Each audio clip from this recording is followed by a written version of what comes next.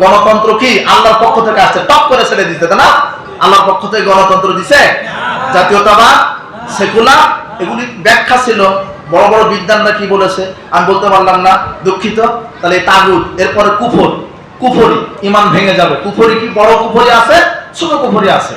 যেমন নিজের পিতাকে ছাড়া অন্যের পিতাকে ডাকা, এটা কুফরি, এটা ছোট কুফরি, কিন্তু জাহান্নামে যাবে, কিন্তু ইমান নষ্ট হবে না। কিন্তু বড় কুফরি কি, কোন আয়াতকে আপনি ঘৃণা করলেন, কোন হাদিসকে আপনি অস্বীকার করলেন, বা রাসূলের সুন্নাহ নিয়ে ব্যঙ্গ করলেন, এগুলি কি?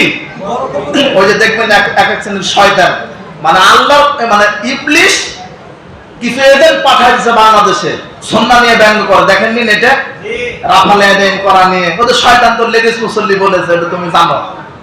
হ্যাঁ, পায়ের সাথে পা মিলানো নিয়ে ব্যঙ্গ করে না, জোরে আমিন বলা নিয়ে ব্যঙ্গ করে না? এই সুন্নাহকে নিয়ে যারা কটূক্তি ব্যঙ্গ করে, এদের কি নাই? এই কুফরি। সুন্নাহকে নিয়ে ব্যঙ্গ করা কি? কোরআনের কোন আয়াতকে সন্দেহ করা কি? কোন হাদিসের উপরে বিদ্বেষ পোষণ করা কি? রাসূলের কোন আদর্শ, আনিত আদর্শের প্রতি বিদ্বেষ ছড়ানো কি? বড় কুফরি। এগুলি ঈমান কি থাকবে? দাড়ি নিয়ে মশকরা করেন আপনি, দুদিনের ছেলে তুই দাড়ি রেখেছিস, দাড়িটা কেমন লাগছে? এই জালেমদের আমলে দাড়ি আছে বলে জালেম কাউকে চাকরি দেয়নি। কি অবস্থা! দাড়ি দাড়ি দেখলেই বলে কে জঙ্গি, শিবির।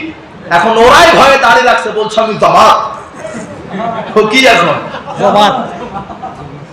মায়ের আল্লাহ একটা দেখাই দিছে, তাই না? আল্লাহ তুমি হেফাজত করো, এগুলি থেকে শিক্ষা গ্রহণ করেন। আপনিও যদি এই জুলুমের পর্যায়ে চলে যান, ওই আল্লাহ এইভাবে কি করবে? আপনাকে শেষ করবে। শিক্ষা নেন আপনি। এই যে কুফরি, এই বড় কুফরি হচ্ছে কি, ঈমান নষ্ট হয়ে যাবে।